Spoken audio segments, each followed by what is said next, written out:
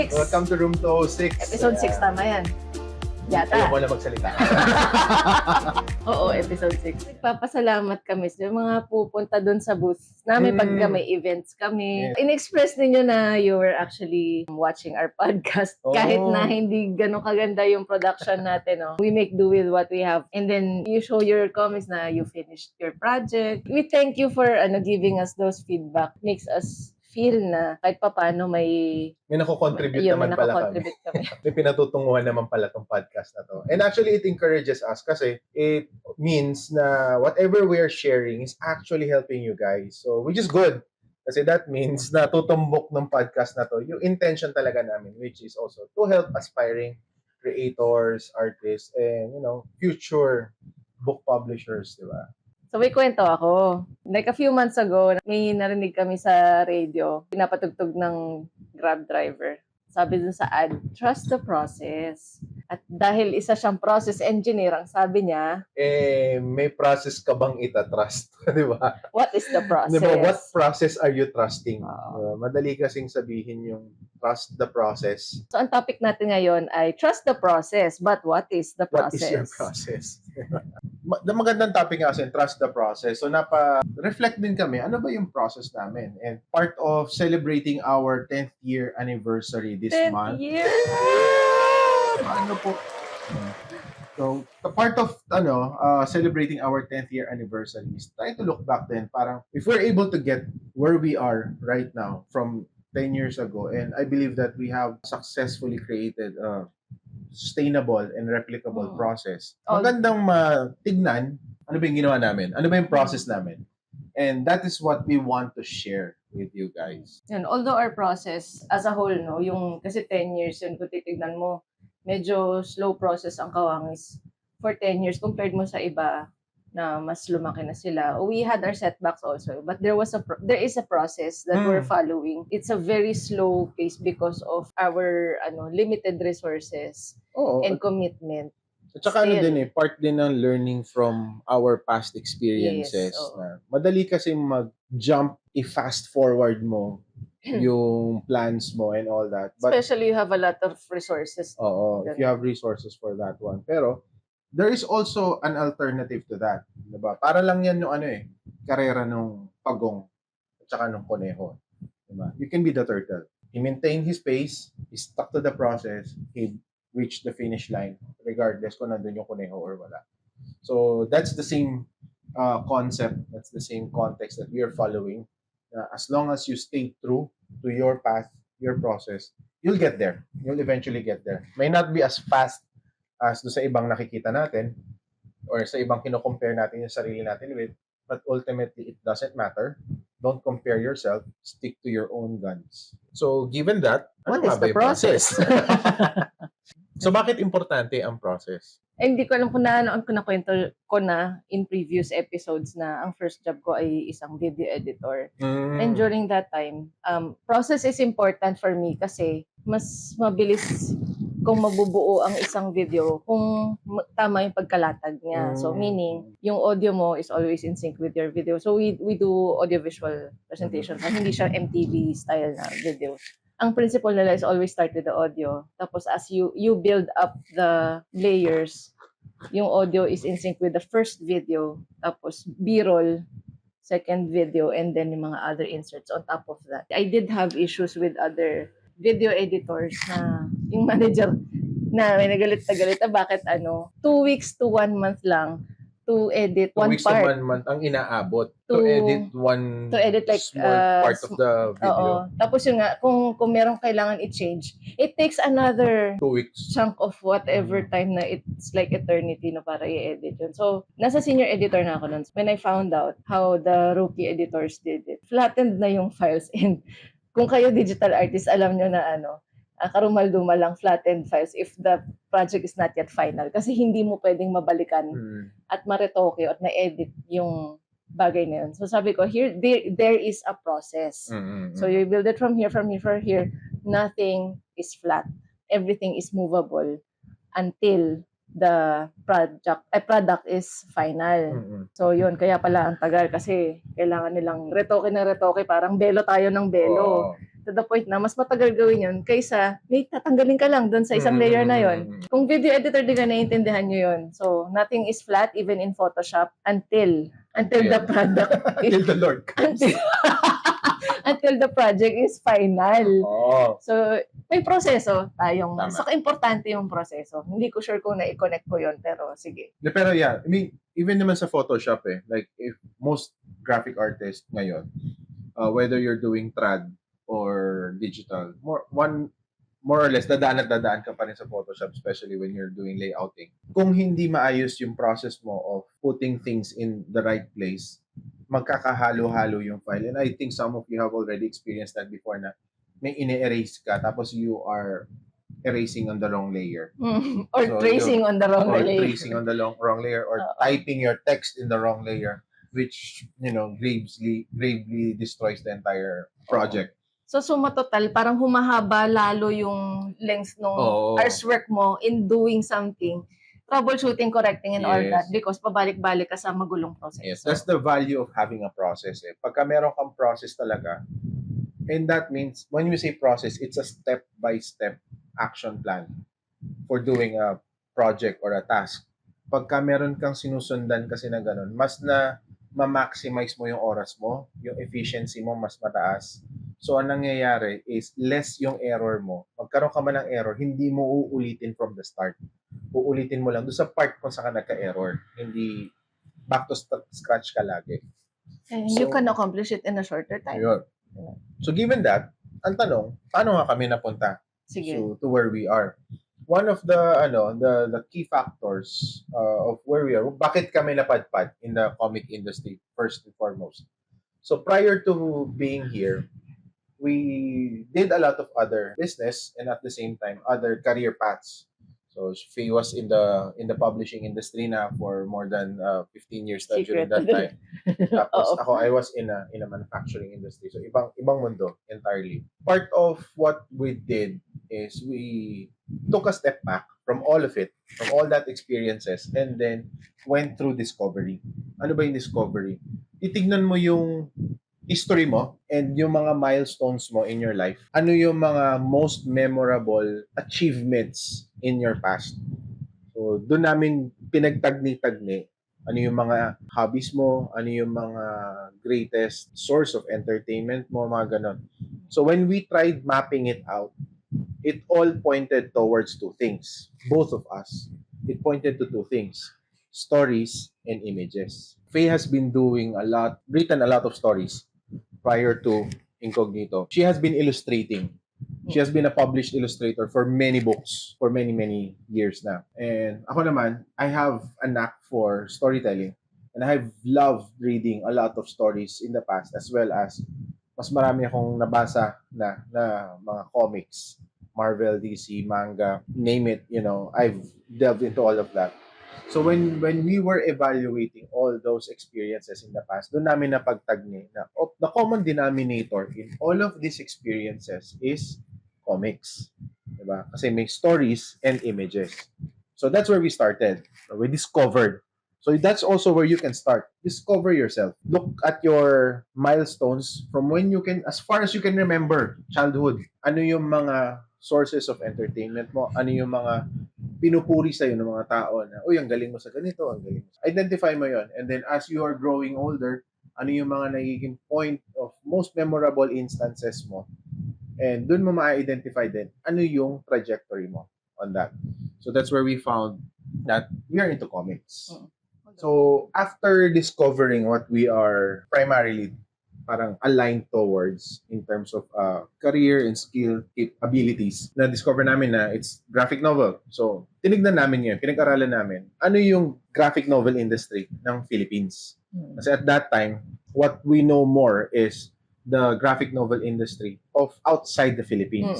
So, that's where we discovered na may maliliit na patches of comic conventions like si Comic-Con during that time. It was pretty small. It was really small. It was really small. It was so small, people would always say, comics pa pala. Diba? Parang, di ba patay na yung comics? Matagal lang patay yung comics, diba? So, may ganong mindset na yung mga tao during that time. What we saw there is maganda yung idea, na maliit yung industry at that time. Kasi ibig sabihin nun, malaki yung opportunity for that industry to grow. And ibig sabihin, marami pang stories na hindi pa na sasalaysay. Tama. Maraming kwento na hindi pa nakukwento. Kasi mas saturated tayo ng foreign stories. You have, yun nga, yung mga mas sikat, yung mga Marvel, DC, mga anime, mga manga.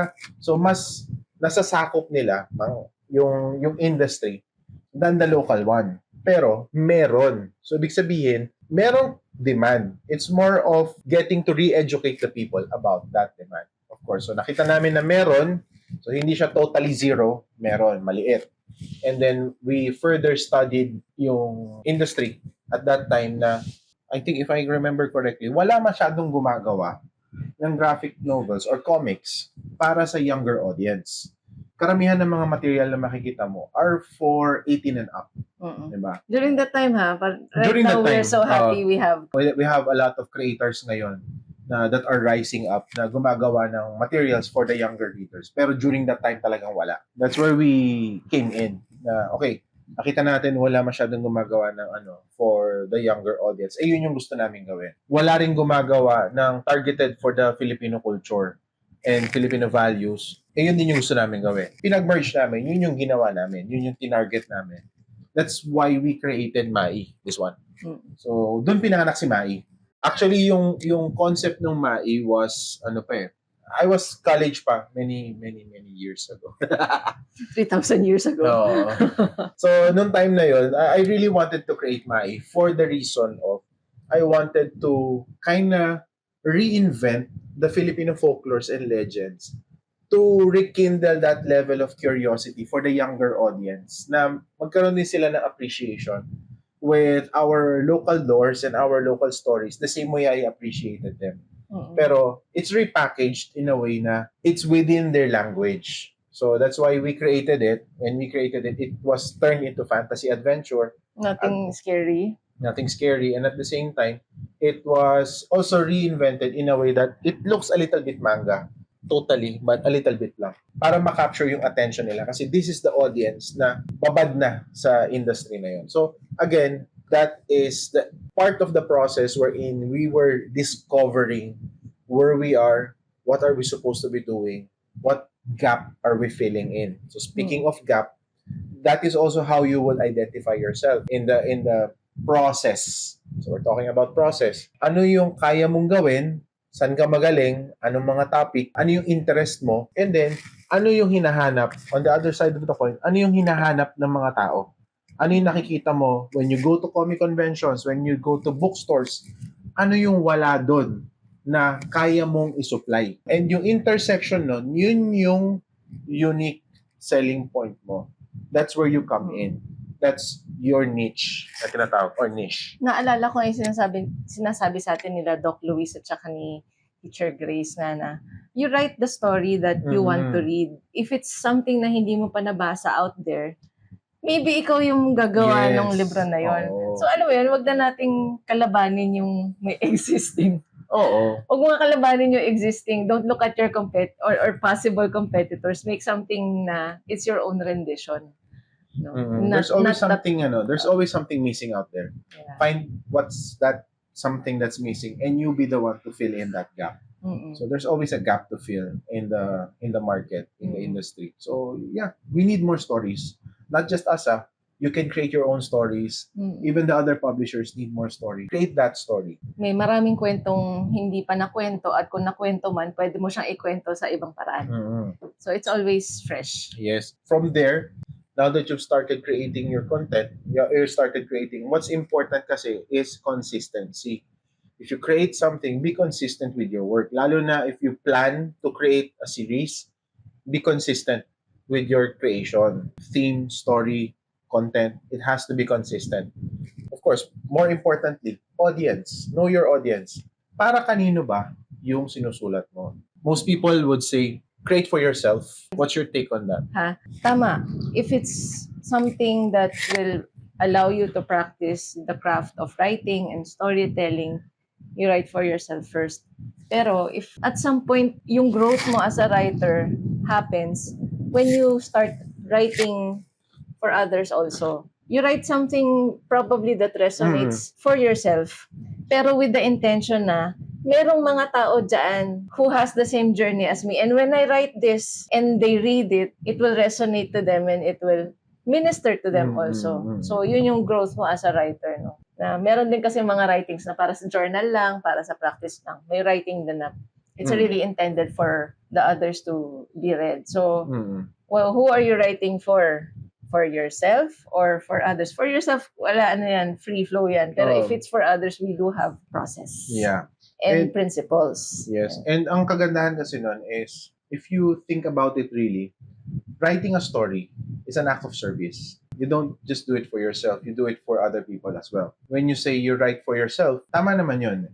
But what age of yourself? Are you writing it for your I love child that. self? Are you writing it for your present self? Are you writing it for your future self? Nice. Diba? Kasi when you write it in with that mindset, nadidetermine mo yung target audience mo.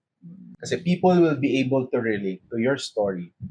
That's the main key factor of any story that is best-selling, is that the story is highly relatable. Whether that's fantasy, that's fiction, that's non-fiction, what makes a story sellable is the relatability of the story. And yung sinabi mo, people will like your story. It's, alam nyo, don't envision that everyone will like your story because not everyone will like your story. If you're writing for someone who is like you, your story will resonate to someone who is like So you. people like you. Not someone else who is not like you. Alam mo yun? So, meron din tayong tinatawag sa marketing na Kung ngayon na targeting Target your audience. audience. Kasi if you're serving everyone else, Wala kang wala kang matatarget. Hindi asintado yun. So, hindi mo alam kung ano ba talaga. Ganyan. Yun, take note of that. If you try to please everyone, you will end up pleasing no one. No one. So, specific people. Write for specific people. The people who have the same experiences as you. Let's start with that. Start with that. Okay. Sarap So, kumain. Yeah. Kind. Ornix. So, going back to consistency, kanina nabanggit natin na, okay, you develop yourself, and then you identify your niche, create, and then be consistent, and then identify your audience. Pero ang magandang tanong is, how do you become a consistent creator? Consistent ka nag-iisip, nag-overthink ka nung iniisip mong kwento. Ako yun yung take ko. Araw-gabi iniisip mo siya, minsan hindi ka makakatulog. Ano nga ba nangyari dito? Maganda bang a course of action nitong kwento na to? O dapat dito siya? Dapat Ganyan. lumiko ka. Consistent ka, nag-overthink. Pero oo, totoo yun. Consistency kasi means, as a creator, when you create your work, people will eventually have a sense of signature sa work mo. Na pag nakita nila itong art style na to, they would immediately say, si ganitong artist yan. Diba? Magandang example dito, si Manix Cabrera. Manix na naman. Pag nakita mo yung illustration niya, you would immediately say, si Manix Cabrera yan. Sa'yo, yung artwork niya. Pagka may mga nakakitang tao, automatic alam nila, familiar yung illustration na to. Pag nakita nila, si Faye, sabi na nga ba eh. So, work towards that direction na even your illustration already has a signature by itself. Same with storyline. Some stories have a signature. Pag sinabi natin Dark Ages na medieval setting, fantasy lore, tapos biglang binanggit mo yung Lord of the Rings, automatic pa. Isa lang yan. Tolkien lang yan. Diba? And everything else was derivatives of Tolkien's work.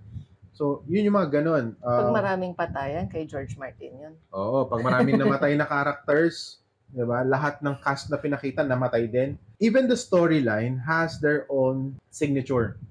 And part of that is your consistency. If you're consistent with the style, with the kind of work that you're creating, that also becomes your signature. And people gravitates towards your work kasi they like that kind of work.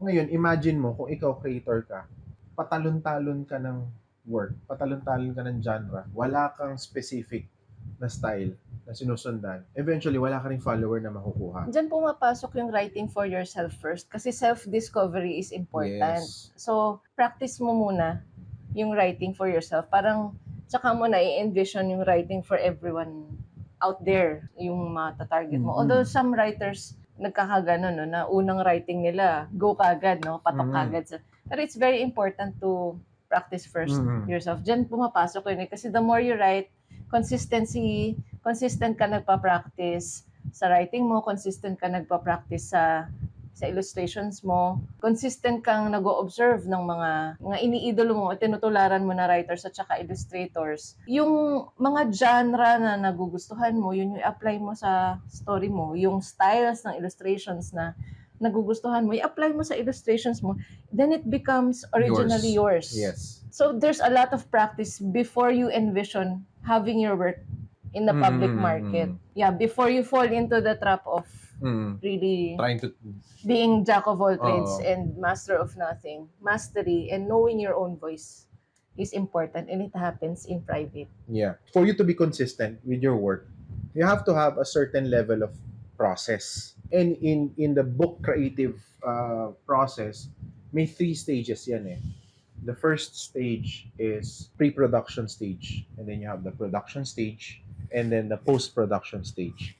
So, may 3 segment yan. You have to know nasa ang part ka na ng process para alam mo din ano na yung mga steps na gagawin mo.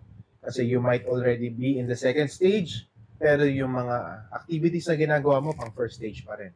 Or, hindi ka pa nagsa-start sa first stage, pero yung mga ginagawa mo pang third stage na. Halimbawa, gumagawa ka na ng manuscript, nag-i-inking ka na ng drawing, pero hindi pa Wala kang complete storyline. yung storyline. Oh. So, imagine mas malaking hours work yung mababawas pagka nakita mo Na-realize mo na, ay, sabaw yung kwento nito. sabaw yung kwento. Wala, Tapon. tatapon mo lang yun. Eh, yung oras na ni-spend mo for that, like 6 hours yun. sayang, Tatapon mo yun. diba? So, kaya importanteng magkaroon ng process. So, again, we have 3 stages. Sa pre-production, ano ang nangyayari inside the pre-production? Yun yung story mapping. Tama, Okay, no? so nandyan yung story mapping, World nandyan design. yung world design, character design. We do have a detailed workshop for this. So, kung may announcement kami ng workshop, susunod na workshop, we encourage you to enroll in that. Yeah. No? If you want to learn more To learn about more in about detail. how to do those things in detail. So, again, the pre-production means you are identifying muna sino-sino yung mga characters mo in your story. Identify as many as you can. Sino-sino yung mga characters. Important characters. When you say important characters, ito yung mga may pangalan. Hindi kailangan madami, basta importante. Hindi kailangan marami, basta importante sila sa story. Meaning, may silbi sila sa pag-move ng story forward. Second is world. Nasa anong world sila? Anong environment? Anong era? Anong timeline? Present ba? Past? Future? Anong genre ng story mo? Are you doing a steampunk? Or are you doing sci-fi? Are you doing fantasy? Are you doing slice of life? Mali mo, patalo-talon. O yun. Kasi nga, again, yun yung mangyayari. Kasi kung patalon-talon ka ng genre, mahihilo yung audience mo with what are you really writing. Unless gintama yun. Unless gintama yung ginagawa mo, which is, ang intention kasi niya is satire siya. Pero Pang-asar talaga siya. structured pa rin yun. Pero mauumay kayo. Tapos meron din tayong yung medyo para doon sa mga batang 90s. You have yung Time Quest. Lilipat! Ako rin! Tumatalon-talon din siya ng timeline, tumatalon-talon din siya ng genre. Pero kasi yun yung theme nung Yun yung content genre niya. Yun yung genre niya. So ngayon, importante ngayon, for you to be consistent, ma-identify mo anong genre, anong ginagawa mo. 'Di ba? Kasi mahirap naman na, okay, gumawa ka nga one shot. Sabi mo, steampunk yung ginagawa mo. Pero ang kinalabasan ng story mo, sci-fi. So, tapos ipebenta mo siya na sasabihin mo, steampunk to. Pero pag binasa ng mga tao, hindi mo to steampunk sci-fi to. Alam mo, may disconnect. So, nawawala agad yung consistency. Kaya it's important, ilatag mo muna sila.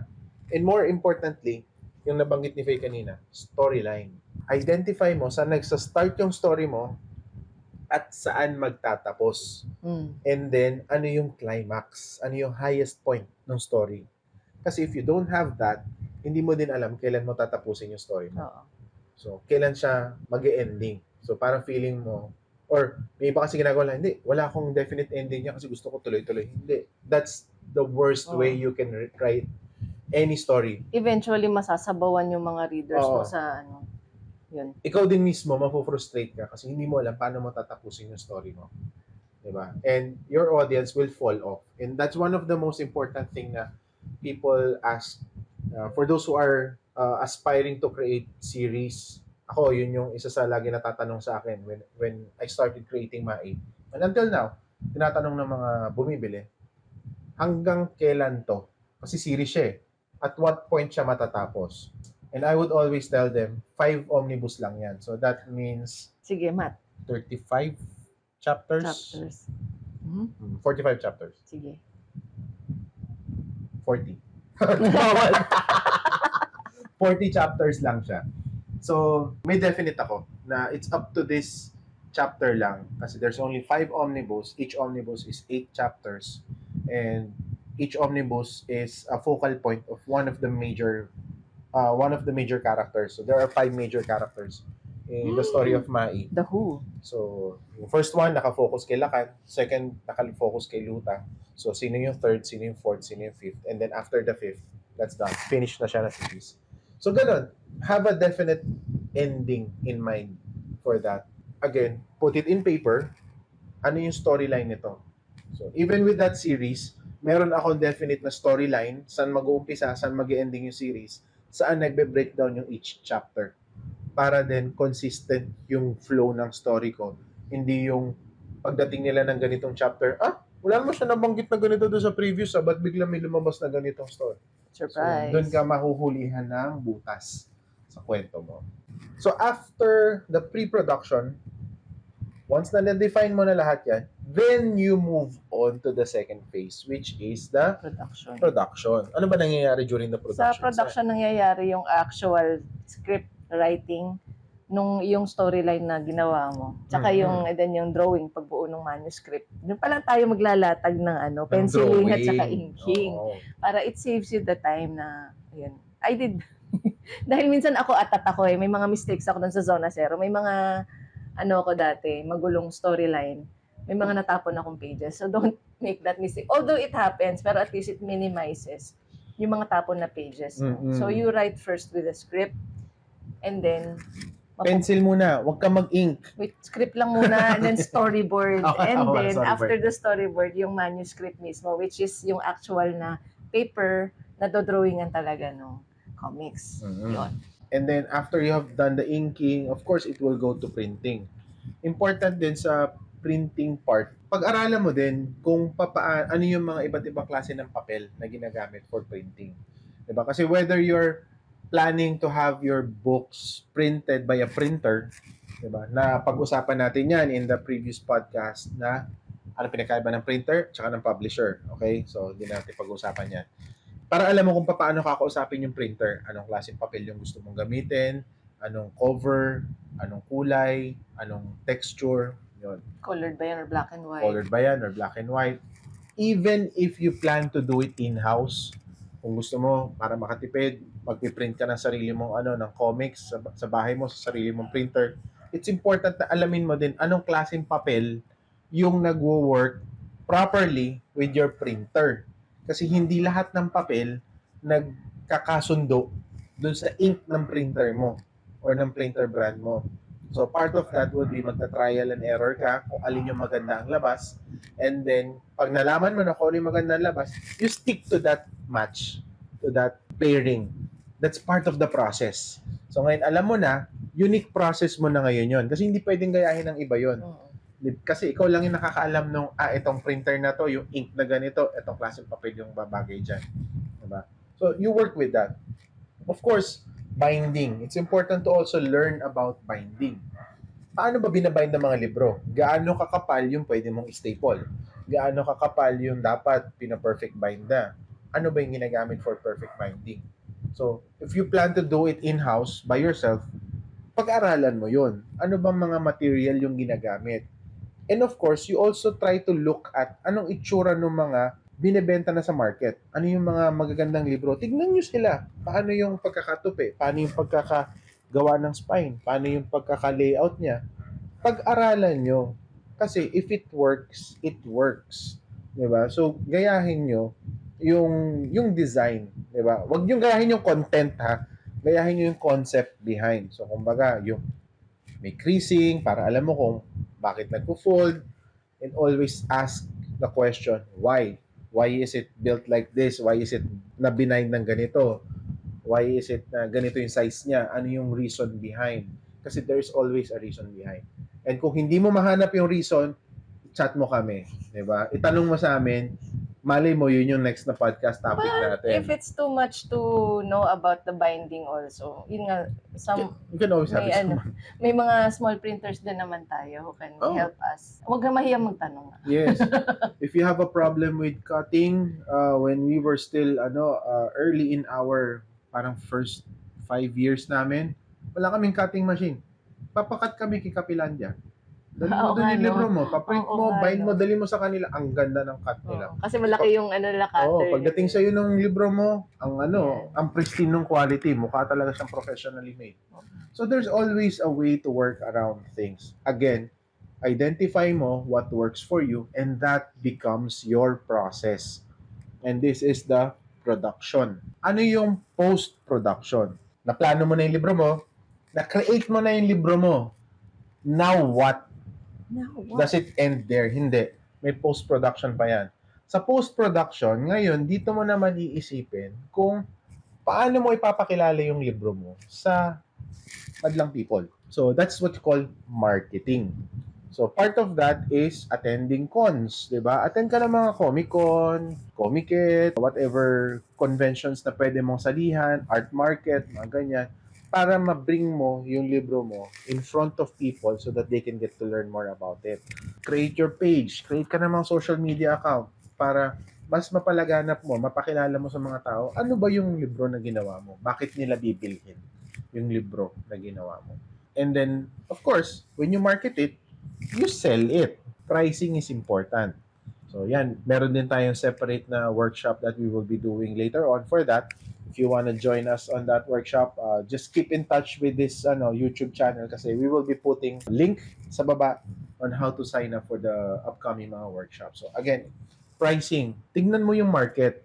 Magkano ba nila binebenta yung libro na kasing size ng ginagawa mo? Yung same dimension, same kapal, magkano nila binebenta? Para alam mo, ano yung price range mo. May mga nakikita akong gumagawa, ang nagiging basis lang nila for the pricing nila is magkano nila pinaprint yung libro. And then papatungan na lang ng 50 pesos. If it works for you, okay. Pero I'm saying na that's not the best way to do pricing. You look at what is in the market. Kasi ibig sabihin, kung ito yung price range ng ganyang klase ng libro, ibig sabihin, yun yung amount na willing ang customer na magbayad for that kind of book. Ngayon, kung yung presyo mo nasa labas ng price range na yon, huwag kang umasa may bibili niyan. Kung may bumili man, sobrang baba ng quantity ng sales mo. And that's not what you want. You want your book to be sellable. Diba? Kasi that's how you earn money. Diba? And that's how you would be able to fund yung next books na gagawin mo ba? That circles around, don't do this when your book is already out. That goes back to the first step na sa pre-production pa lang, sa conceptualizing pa lang ng libro mo, you go around and look at the existing books. Ay magkano yung presyo nito, yung gantong genre na iniisip mong libro, magkano kaya yung mga Para bago ka pa how mag-production, sellable is this? alam mo na kung pag nagtanong ka ng printing, ganito sinabi ng presyo ng printer, alam mo na kung, oops, teka, So you, masakit yan ah. kumbaga sa sa business nga, it's a feasibility ka. study siya Oo. before you do your own product, comic book, ganyan. And daming, grabe, might be overwhelming. Pero meron akong nakausap recently, actually, na isang writer namin, no? Kasi linatag namin na the book is successful. So, na siya, hindi na siya first time author. Marami na siya ibang sinulat. And he has a new concept, pero ang dami nito. Bilang creator, I hear you. Nakaka-overwhelm. Parang kailangan mo matutunan lahat. Marketing, binding, printing, ano yung story arc na yan, world building, character designing. There's so much to think about.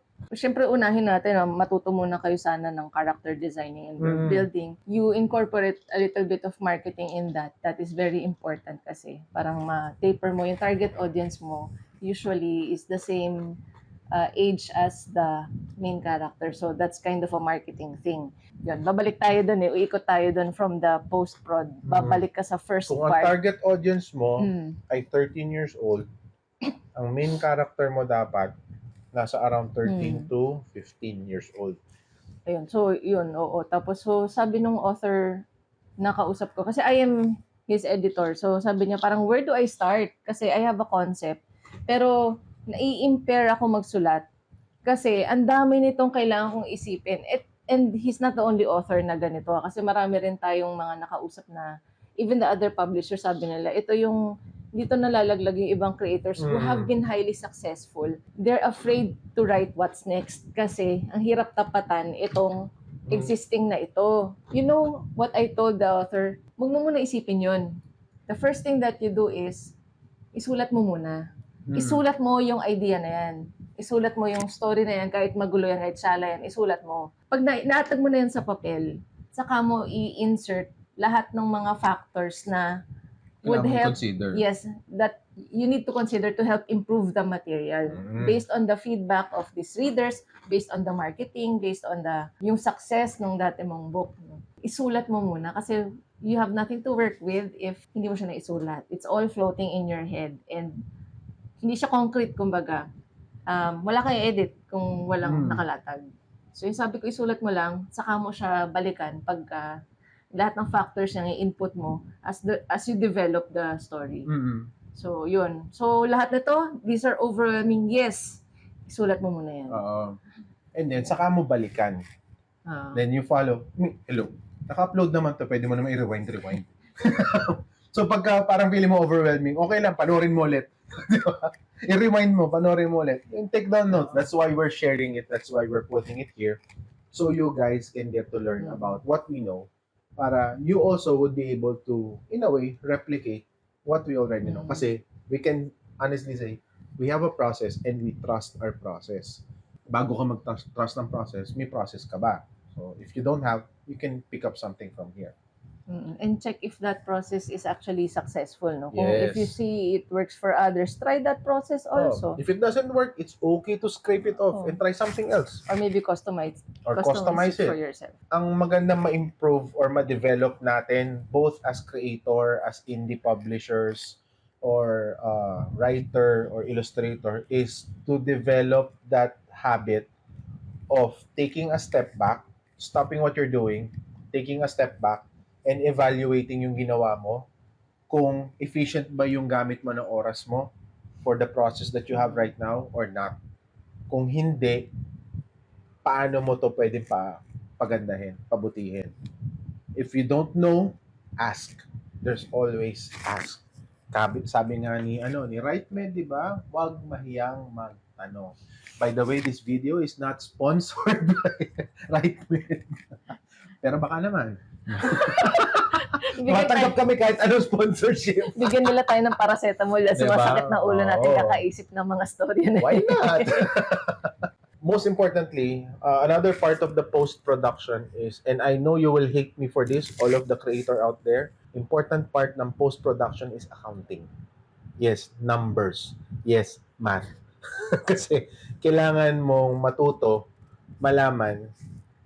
at malaman na yung bang comics na ginagawa mo at binebenta mo, may kinikita ka ba? Kasi, now, wait lang. Now, you don't have to shoulder all of that. Maghanap ka ng kaibigan na magaling sa math. Tapos Sa kanya mo magawa. ka. Tapos sa ex-deal mo, may libreng comic siya lagi. Pagka may lalabas kang bago, siya ang unang-unang makakatanggap. Win-win. I'm giving you guys ideas, ha? Hindi lahat ng bagay na susolusyonan ng pera. Yung iba, nadadaan sa Ex-deal. Diba? Ex-deal is, kung may kakilala ka na kaibigan na mahilig din sa comics, magaling sa math, sabihin mo, pwede mo ba akong tulungan dito? Ganito, ayusin tong numbers na to. Ganyan. Tsaka paano ko ba siya mamomonitor nang hindi ko kailangan mag-isip masyado ng numbers. In exchange, bigyan kita ng signed copy. Nox. Libre. With picture and certificate of authenticity. Kala ko libreng kiss. May kiss. Tignan niyo ako, hindi ako nagmamat. I married Diba? an engineer. Pwede rin. Asawahin mo. mo, kapatid ko, umasawa ng Di ba? accountant. Yung kapatid niyang artist din, nag-asawa ng accountant. Ganun. Pero bottom line niya is there's always a way around things. We'll go back to our main topic, trust the process. Before you can even trust any process, you have to first understand ano yung process na meron ka. Kasi you cannot say trust the process kung wala ka naman talagang process to start with. And waiting is not a process. Okay? It may be part of a process, but if you don't have any process at all, then that's not a process. And there's nothing for you to trust. Diba? Wow. Wrapping up, ano nga ulit yung process natin? Una, sa pre-production, conceptualize your story, establish mo yung character designs, world designs, story arc, yung storyline mo. After that, saka mo isulat yung story mo, tsaka yung storyboard mo, and then yung manuscript. So you have a process, hindi yung Pajamming.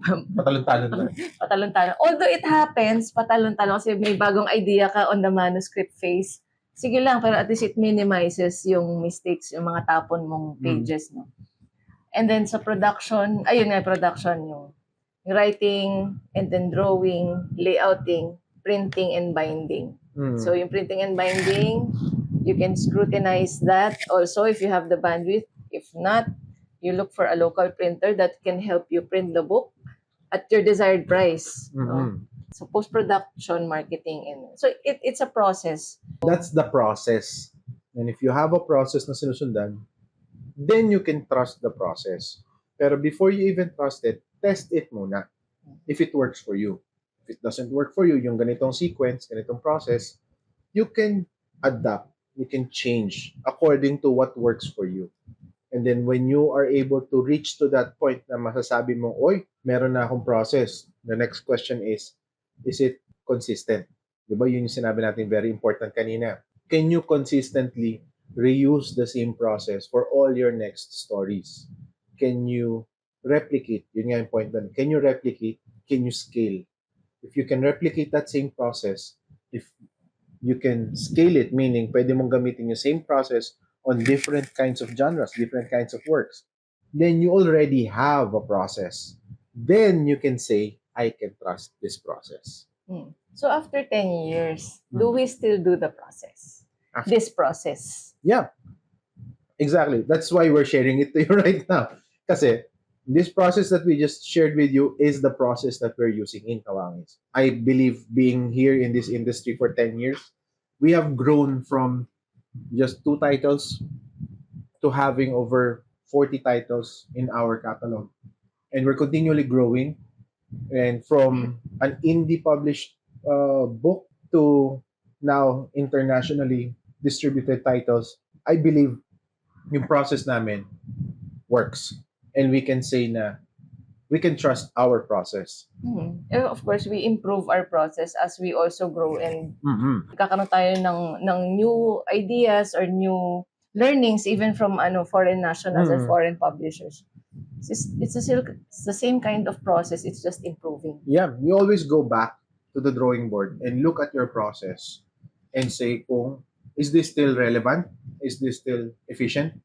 And then if it doesn't work anymore, what part doesn't work? And then you make modification on those parts and then continue pa rin. Ongoing. Diba? So, our process is not the same. Yung process namin right now is not the same process we had when we started. It had evolved. It had changed and improved to the point that we are able to get to where we are right now. And that's why we are sharing that. So that you also can build your own process, something that will work for you. Diba? And you can confidently say, I trust this process.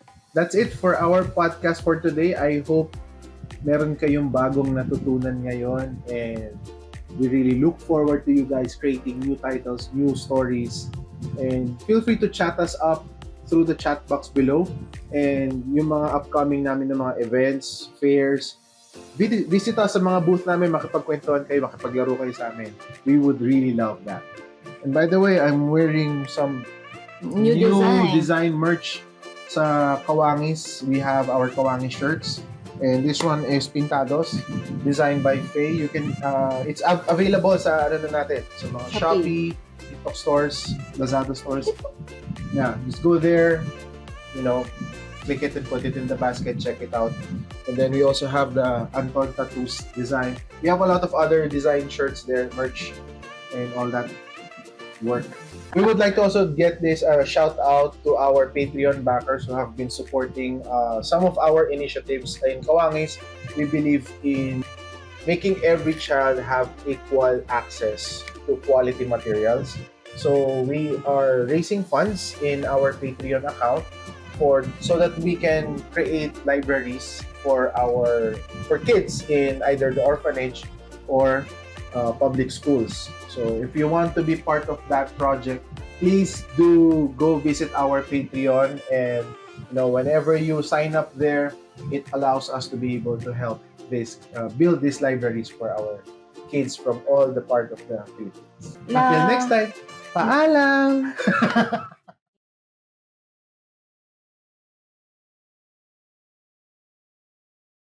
Ang kulit ng langaw natin na guest. Pwede mo po ka lang muna. Nagmano ka na ba? Yung lolo nating langaw dito.